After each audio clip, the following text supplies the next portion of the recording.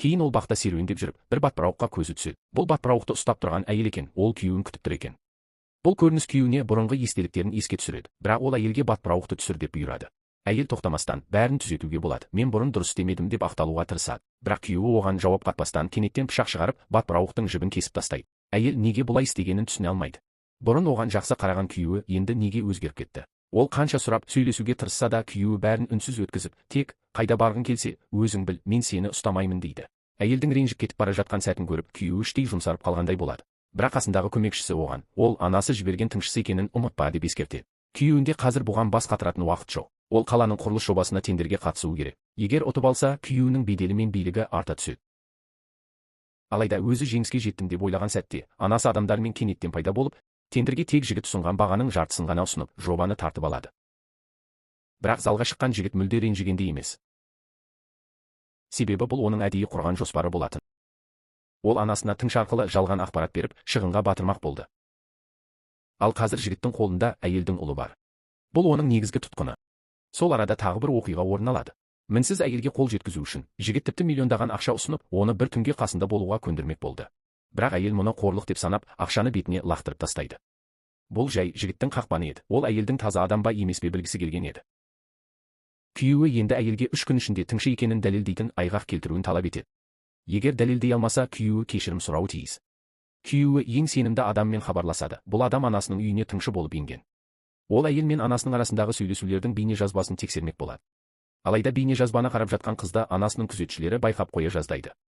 Ол еден жуып жүргенін сылтауратып, әрең дегенде құтылады. Бұл уақытта күйеуі ештеңеден хабарсыз. Ол бақта әйелдің жалғыз отырып, ішімдік ішіп отырғанын көреді. Сырттай мән бермегендей болғанымен, ол оған арақты аз ішуге кеңес береді.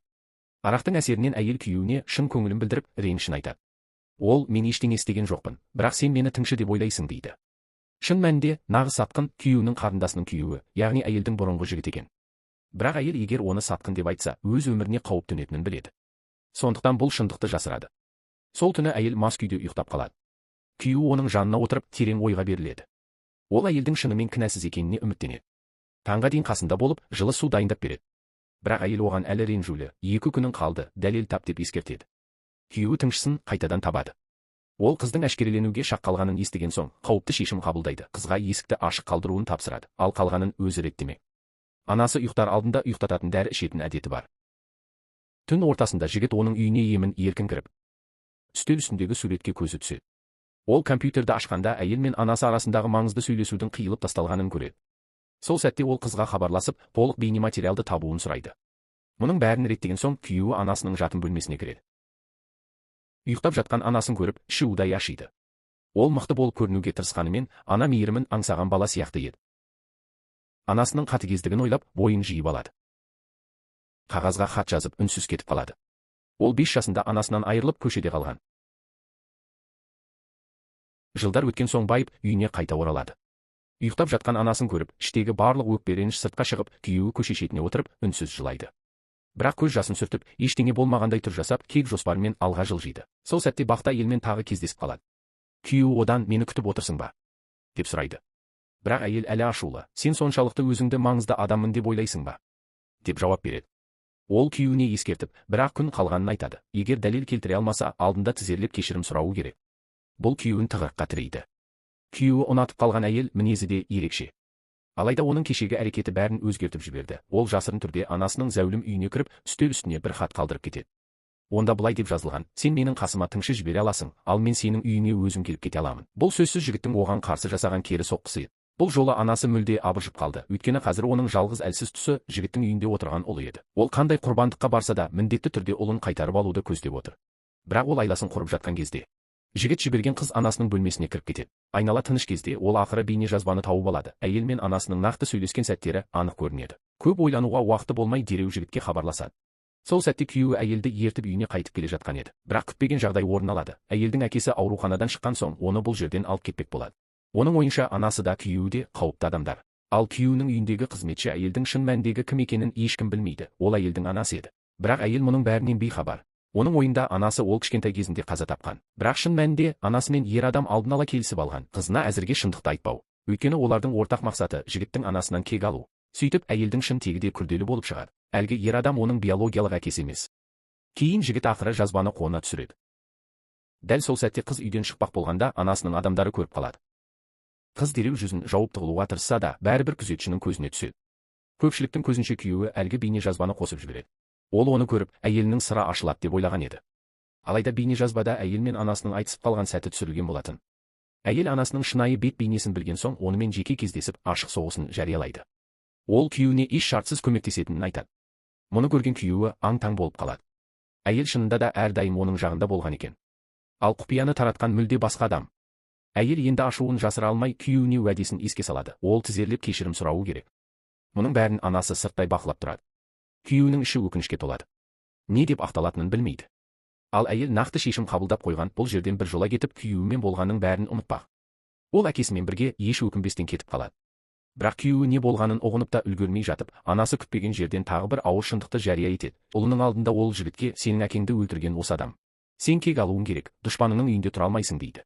Сол арада әйел ұйықтап жатқанда күйеуі кенет әйелдің үйінде пайда болады. Әйел шошып қолын көтере бергенде, ол оның қолын мықтап ұстап алады. Әйел не болғанын ұға алмай тұрған кезде, күйеуі, мен сені іздеп келдім дейді. Әйелі кеткеннен кейін күйеуі күн сайын оны ойлаумен жүрді. Әйелге уайымдап әрі қатты сағынады. Әйелі болса, ол оған кешірім сұрауы тиіс деп есептейді. Күйеуі оны көз алмай қарап, олардың арасындағы сезім қайтадан ояна бастайды.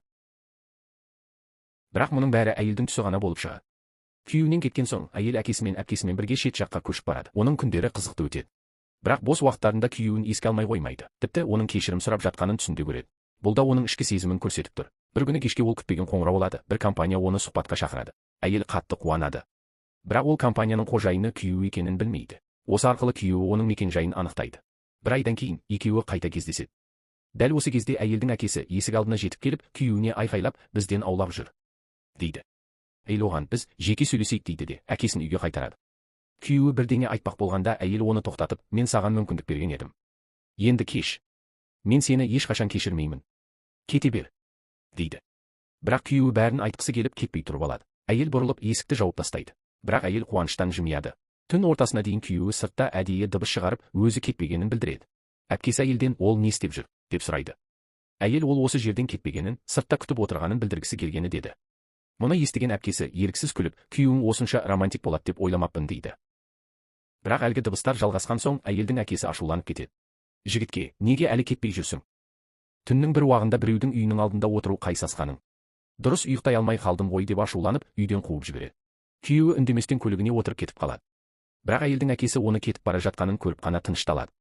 Келесі күні әйел әдемі киініп, аулаға шығады. Бірақ күйеуінің жоқ екенін көріп, сәл көңілі түсіп қалады. Сосын ол үй жануарларына тамақ беруге бет алады.